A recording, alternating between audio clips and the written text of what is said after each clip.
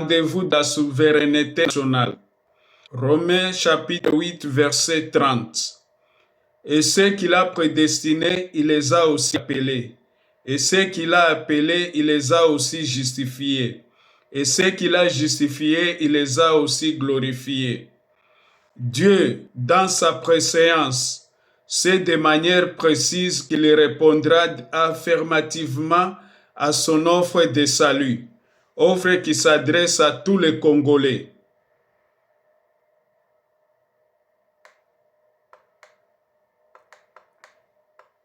Décidons ensemble de construire l'avenir de notre pays.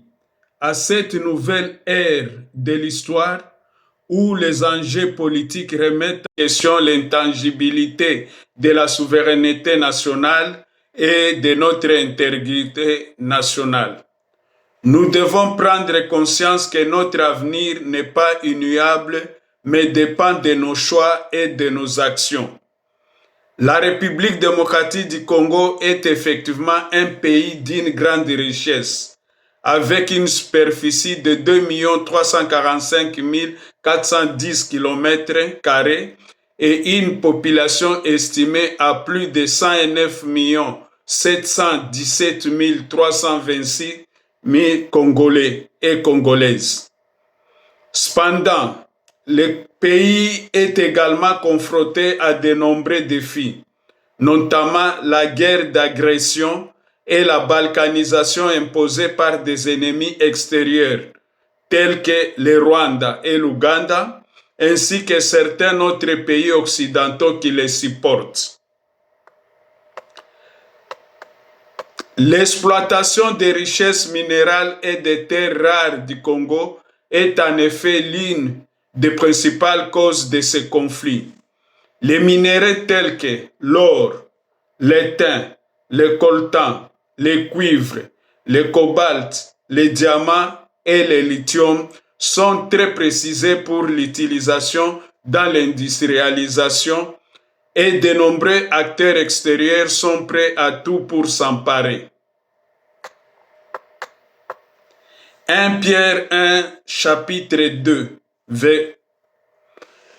et qui sont élus selon la préséance de Dieu le Père par la sanctification de l'Esprit, afin qu'ils deviennent obéissants et qu'ils participent à l'aspersion du sang de Jésus-Christ. Que la grâce et la paix vous soient multipliées.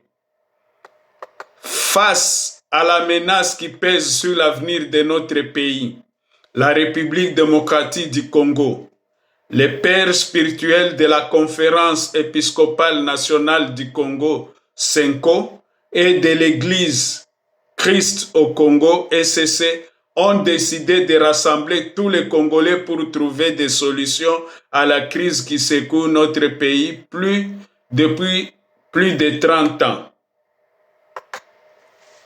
Selon la Constitution, la souveraineté nationale appartient au peuple. C'est pourquoi nous lançons un appel patriotique à tous les Congolais pour se mobiliser et soutenir ce dialogue national. Nous demandons, primo, un cessez-le-feu immédiat sur toutes les lignes de front.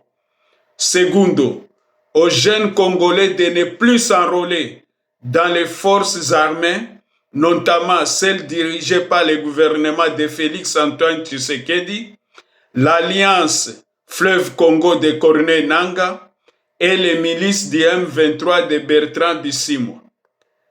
Tertio, à tous les Congolais de soutenir cette initiative par une marche nationale. Quarto, que toutes les résolutions prises soient appliquées pour consolider la paix. Nous recommandons aux Congolais de rester vigilants et de suivre ces assises pour appliquer les résolutions prises.